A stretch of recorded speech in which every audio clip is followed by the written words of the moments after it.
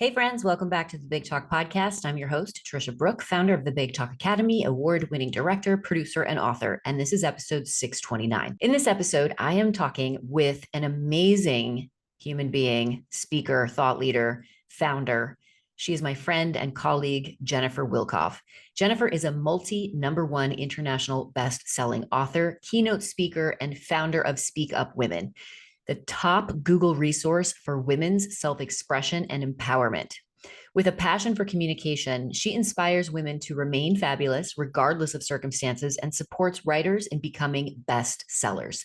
Jennifer's expertise spans book development, entertainment consulting, and entrepreneurship, making her an influential voice in multiple industries. Her mission is to move humankind forward by elevating women's self-esteem and empowering them to speak up for the lives they want to live. All right, everybody, let's do this. Jennifer, welcome to the Big Talk Podcast. I'm so excited to have you with us today as a featured guest. I'm so happy to be here. It's really been such a pleasure to know you for so long, and to be able to have this conversation is a bonus. Oh my gosh, I was just saying before we started rolling, everyone, I can't believe I haven't had Jennifer on the show yet. We've been in each other's orbits for so long, and it's just such a pleasure to have you here. And our audience is going to love hearing from you. I want to take us back in time. We're going to get to how you started using your voice and what you are doing because of it, which is so spectacular. But I want you to take us back as far back as you want to go and kind of share your backstory and what led you here to this moment in time with us today, Jennifer. So I'll tell you a couple of vignettes, because when I was a little girl, I was supposed to sing. I was very little. I was like elementary school age, and I would sing around the house, and I was ready. And my mother took me to the event, and I wouldn't sing. I didn't Oh, perform. did you just get stage fright? Were you just paralyzed with fear? I just refused to do it that day. You were just opinionated. You just had Stubborn. stubborn. Good. So, I have evolved from that point to the point where, I met different people, and different people asked me to speak about topics throughout the years. I've been speaking probably, I don't know, for more than 2 decades, and on all different types of topics. So I've had careers in corporate, and I've also had my own businesses, which I own now. And so in corporate, I actually ended up, for example, leading a cross divisional team at American Express of 7 different divisions. And we were asked to make a presentation to the chairman of the board. And so I orchestrated everybody getting an opportunity to speak during that presentation, and I was the leader. In another, vignette, was part of a deep dive into the Japanese arts for a week. And one of the areas we studied was Shano UT.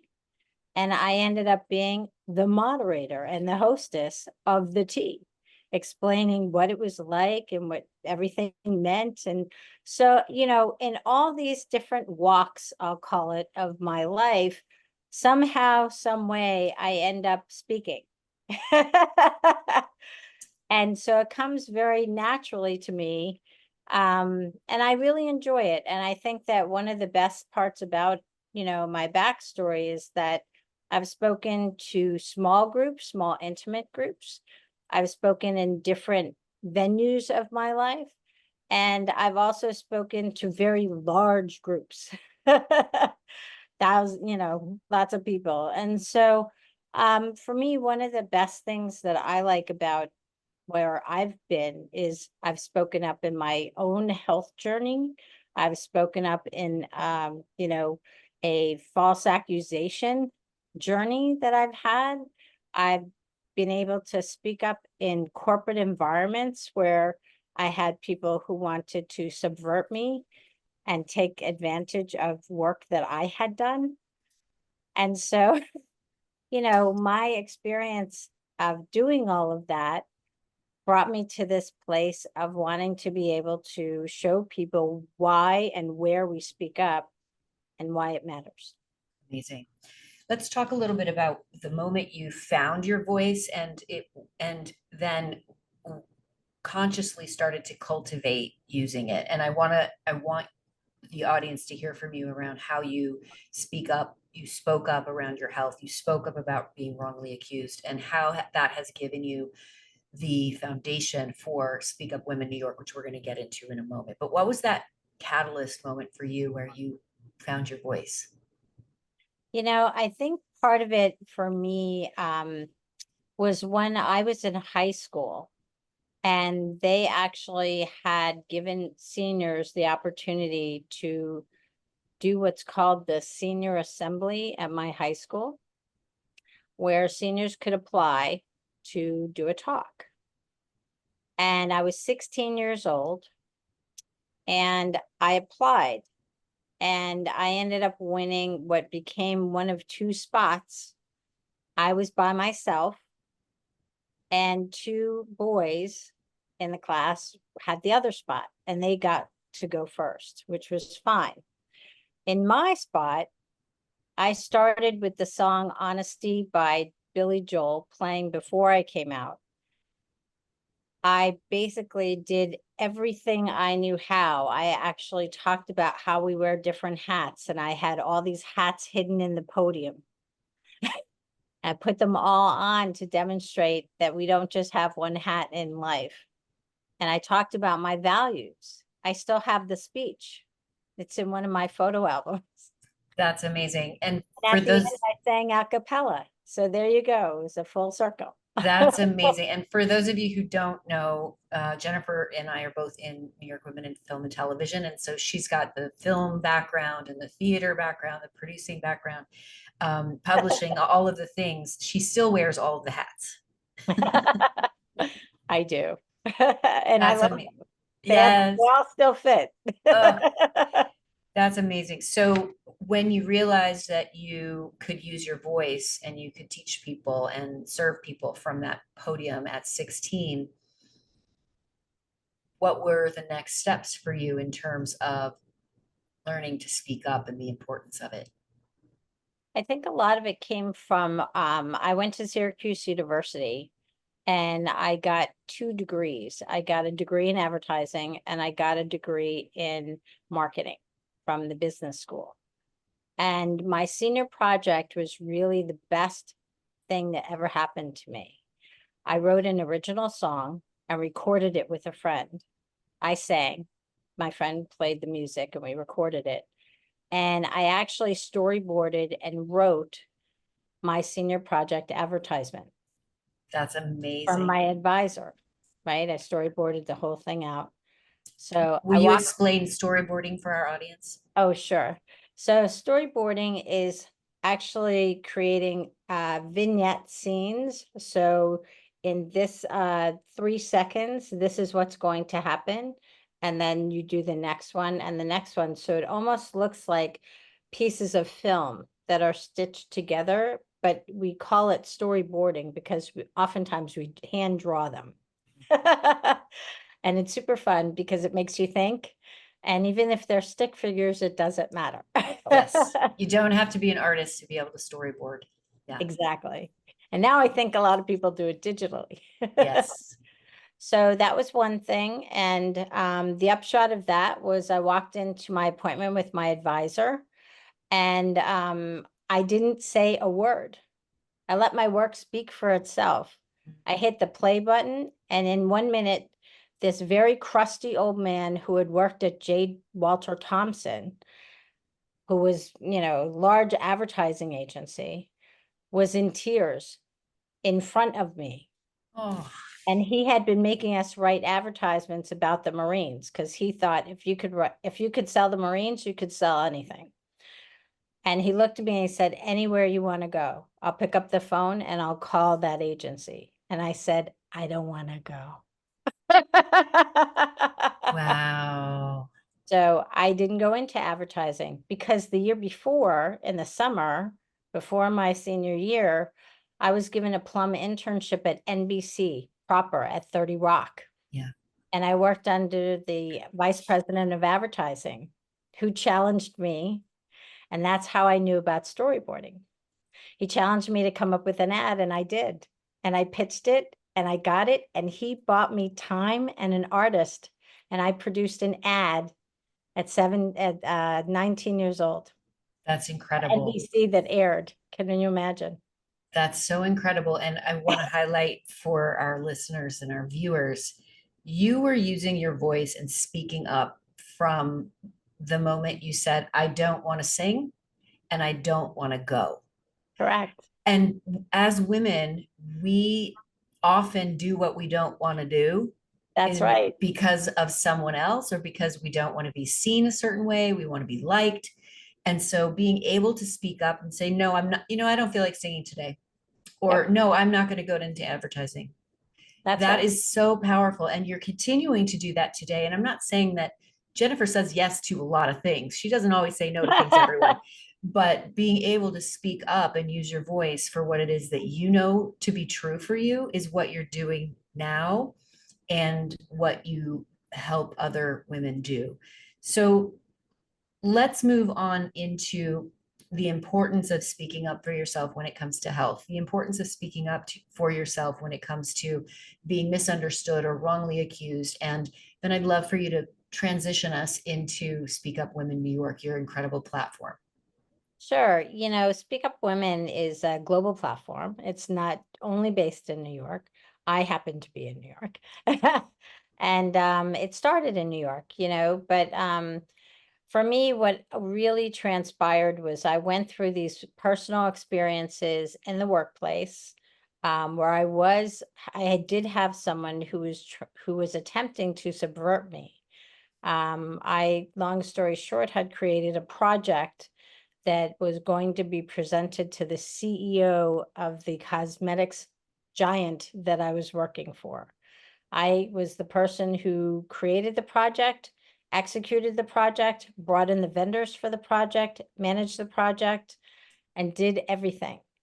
And this gentleman stepped in between me and the vice president of sales who I was reporting to and said, you're going to stay here and I'm going to go to the meeting and present it. And I said, really?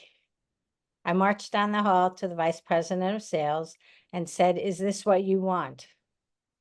And he looked at him and said, no, you will be going to the meeting and you will be presenting it. And he looked at him and said, and you will sit next to me and be quiet. Oh my gosh. Amazing. And there was a person there that worked for me. She needed a visa. Nobody would go to bat for her with HR. And because she reported to me and two other people, I actually went to bat for her visa down in HR because I said, if you guys don't do this, they're going to send her back to her country. Yeah. I said, wrong. Did you learn to speak up for yourself, or were you taught, or is that an innate characteristic of you? I think it's something that's innate in me. And I know that because when I went to work for this cosmetics giant, my very first boss made a comment that I think applies here. And she said, you don't have any flowers in your words. She said, you need more flowers. And so I tripped all over myself to try to create flowers in my words. And I have to admit, it didn't work. I'm just a straight shooter. I tell people exactly where it's at, exactly how something they say lands. And I let them know, when I'm incredibly exuberantly happy. And I let them know when something that they have done has made me very sad. That And is, it's seems, clear. it's so clear. And flowers in your words. Ugh, I need I to was like, shake what that are one those? off. Yeah, what does that mean? Like, that's such a that does not help us. Whoever said that, I'm just letting you know if you're listening, that does not help the cause. I was 20 years old. I think I was like 22 years old, very impressionable. Yeah. And it was my first entree from, the entertainment industry into the cosmetics field, really. And Mhm. this was my boss. And I was like, wow. And the next person who was my boss at this particular company gave me a huge lesson in perception when he tried to get me fired, because I actually spoke up to him because I was out in the field with the national salespeople who weren't using the reports. And I said, hey, we should make better reports so they can use their time wisely. Guess who actually created those reports? He did. So he marched down to HR to try to get me fired. And the EVP of sales and VP of sales marched down and said, no, you won't. This is such a Crazy. great learning, everyone, that when you speak up, you have the opportunity to do the right thing, have the right thing happen. And being afraid of the consequences is not an option No. ever. No, you really, the best thing I can give your audience, Tricia, is that you have to follow your heart. You have to follow your North Star. And, when you're actually in your truth, when people mischaracterize you or are subverting you or are pedantic with you, you need to know who you are and who you are and who you want to be in the moment. And if you don't want to be the person who's being subverted because you're conscious that you are, Mm. or you don't want to be the person who basically you're like, but it's like in that situation, these people are doing what we're supposed to be doing for them in the New York office. Why are they doing Mm. that? And it's not the whistleblower thing, I would say, but it's really just doing the right thing. And in a lot of cases, there are people that are out there, I'm sad to say, that don't care. And they don't want to do that. They want to look good. They want to save face. They want to, advance at your expense. And I think one of the most important things is not to be egotistical about it, but it's really to not give your power away, which is one of the biggest things I see, especially women do, which is part of why I built Speak Up Women. Because after I was falsely accused of a white collar crime, which I did not commit, and everything I had was taken from me by the Manhattan DA, and I was sent to Rikers Island and given a felony for something I did not do, and came out and just basically said, this is wrong. And all my friends said, this is wrong. And they said, you write it and we're going to build the website. So up went my website. And I went up in a parachute and jumped out of a plane when I got out and never looked back. And literally, I am now, I ended up meeting this gentleman who became the executive director of the organization. It Could Happen to You. And I'm the secretary of the board. Everyone, I know this story because I've known Jennifer for a long time and we have a relationship. I did not know, however, that you jumped out of a plane when you got out of Rikers. I did. I got out of Rikers Island, and about within the week, I literally went up to Skydive Ranch up in up above the city, and ironically and not coincidentally, sometimes the universe knows better. The clouds were in the sky and they weren't going to go up. Nobody else had gone up that day, and we drove up there anyway. And the clouds parted when it was our time to go. Oh, oh We my were going up gosh. to the ranch and the sky literally parted open and the sun started shining and we went up in the plane and we jumped and it was unbelievable. You needed a break, my goodness. I mean, so many things that you have experienced. And, we'll Yeah, put in the show notes all of your books and how people can read more about you and, watch everything. that would be great, because part of my girlfriend, when I called her and said, I think they're going to put me in jail, she said, congratulations, this is going to be the best thing that's ever happened to you. I was like, are you out of your mind? Well, fast forward, I got out of Rikers and another girlfriend of mine was producing a TED event. And she said, will you be the 10th and final speaker? I was a 10th and final speaker at the TED event. In all the 9 talks, nobody had gotten a standing ovation. If you watch, I'll give you the link for your show notes.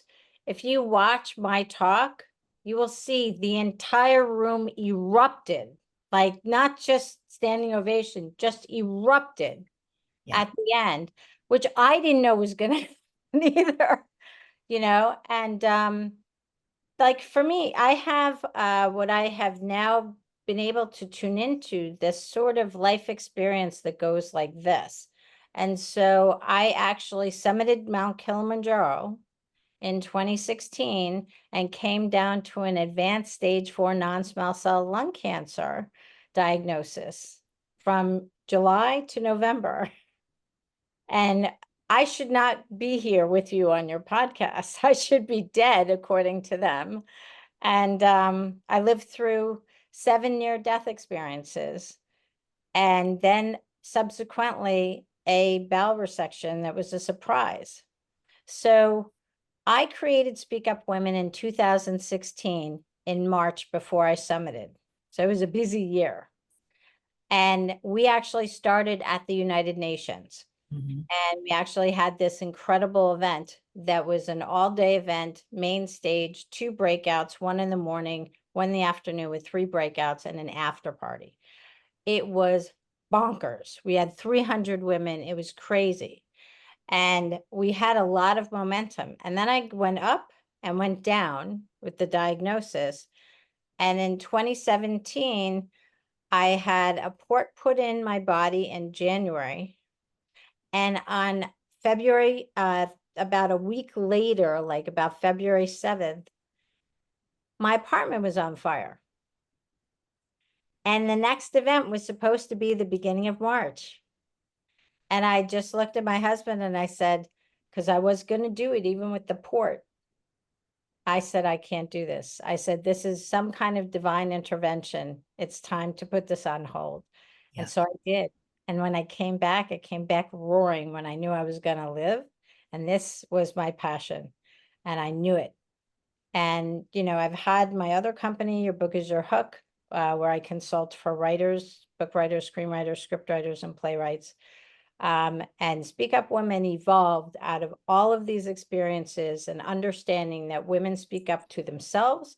They speak up in their personal lives with family, friends, neighbors, and their community. They also speak up at work like I did in the workplace. Everything, colleagues, bosses, people who work for you, vendors, clients, patients, all of those things are speaking up. And for the people who can't, we have kids with special needs. We have people who get injured, can't communicate. We have older people who can't advocate for themselves. And we have all these nonprofits we've created because we're all so passionate about certain things. It's like if everybody plugged into this one skill of speaking up, it really is where it's at. It's how we move everything. We move ourselves, we move each other, we move our causes, we move our ideas, we help companies. I hear people oftentimes say they're in meetings at companies and they're like, I was thinking that, but I just didn't say it. And it's like, why not? So, it's okay. It's okay. And oftentimes when I hear people in the opposite side who are like, well, there's this bully and blah, blah, blah. I'm like, why aren't you telling somebody? Like, tell somebody, because life is not a dress rehearsal. It's very cliche, but you don't need a stage to speak. And I tell people that all the time. Listen, all of us who are on the stage, we know what it's like to be on the stage. It's awesome. The energy in the room is electric. It's just wonderful. But you don't have to be on a stage to speak up. And that's where it's at. That is where it's at. And my goodness, that is a mic drop moment. And I love, we're so connected me with your voice matters, tossing it over to you where you're saying, use that voice, you know it matters. Now it's time to speak up. That's Such a right. pleasure. Such a pleasure. I love Big everything that you're handshake. doing. Yes, yes. I love everything that you're doing. And I'm a huge fan. We're going to put everything in the show notes so that you can follow, find, invest in the books and all the programs. But let's do some fast talk before we do that. How's that, I love Jennifer? fast talk. All right. What's your favorite book? One of my favorite books is Daring Greatly by Brene Brown. In fact, I have interns in my business, Your Book is Your Hook, and I make 16 and 17-year-olds read it Brilliant. that young. That's It's amazing. great. It's life-changing. So good. Who's your favorite speaker? I really like those speakers who come out, who actually show you who they are. I've known Jack Canfield for a very long time. He is a very dear friend of mine. And when he told me to come to his event, he's a very genuine person. But one of the best things was that I really learned because he was so authentic. And in fact, when I look at the women that have spoken at Speak Up Women, that's really where I connect. And Jack is one of those people who, all the times that he's actually been out there, he talks freely about his own life. He's not trying to be better than you. Mm, He's not trying to lead you. He's trying to show you the landscape. And that's really where I love people speaking. beautiful, beautiful. How do you memorize, Jennifer? You know, I'm usually a from the hip kind of girl. When I have to memorize, I usually will record it and play it like the radio Hmm. so that my ears and my brain and I'm one of those people who can quote every single word in the movies. When Harry Met Sally, my girlfriend and I know every single word from every single scene, every Sex in the City episode. Like, why? Because repetition is really truly the greatest teacher. And that's where if I have to memorize, that's where it goes. Perfect. Very smart. What do you do the day before you speak? The day before I speak, I really take time to connect with what it is I've been asked to speak about. Mm, The less time I have to prepare, the better. I've actually had people who have said, our speaker dropped out. Can you go on in 10 minutes? And sure. Okay. yeah. But I think one of the best things about understanding when you're going to speak is so that you have a minute to visualize and connect. And for me, that's really about meditating, walking, and actually visualizing what is it? Because for me, if I can actually reach one person in the room, I've won. Mm, our philosophies are so aligned.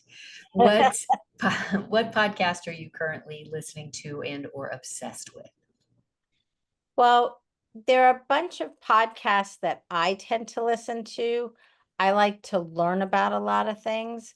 So right now I'm listening a lot to the e-commerce alley guys Mhm. because they actually have some pretty great strategies.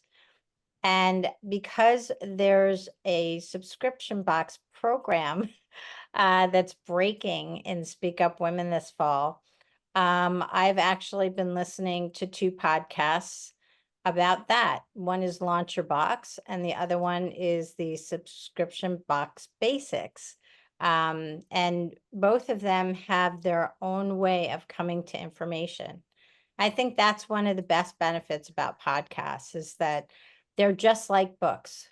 There Yeah. are lots of them on the same topics, but they're not the same. Yes. Well said from a woman who knows books. Jennifer, it's been such a pleasure to have you on the Big Talk podcast. Where can our listeners get in touch with you? Well, you can definitely go to speakupwomen.com and check us out and catch up with us. We will have lots of events and lots of things that are going on next year in 2025. We will be launching a deck of cards also for Christmas, so check those out. If you want to connect with me, you can go to info@jenniferswilkov.com, my name. And you can learn a lot about me there. And if you want to reach out, please do connect. Amazing. And again, we're going to put all of these links in the show notes so that you can find Jennifer and use her incredible resources in service of you. And remember, speak up, speak up, speak up. Thank you so much for dropping in with us today. I appreciate your time. And if you are watching this on YouTube, don't forget to hit that notification and subscription button so that you get the next videos.